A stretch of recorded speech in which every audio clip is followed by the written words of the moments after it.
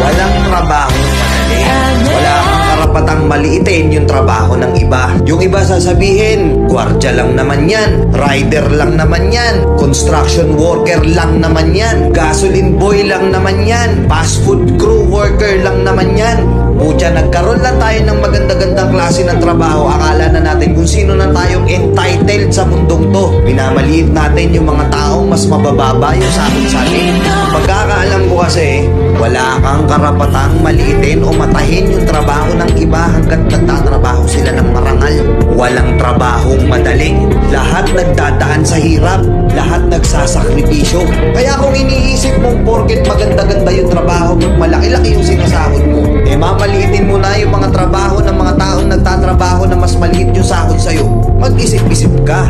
Baka bawiin sa'yo yan. Baka biglang bumaliktad yung mundo at sila naman yung umangat. Kahit anong trabaho mo, magpakumbaba ka pa rin. Bilog ang mundo, hindi palagi nasa taas ka. Kaya hanggat maaari sa lahat ng oras, magpakumbaba ka.